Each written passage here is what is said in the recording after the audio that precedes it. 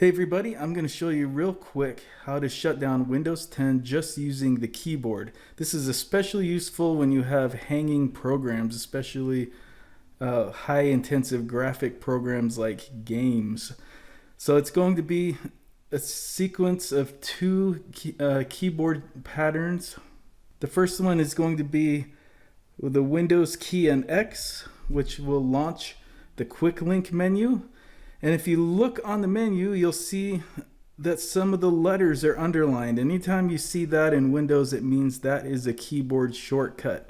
So we want to go down to shut down or sign out. So we're going to hit U.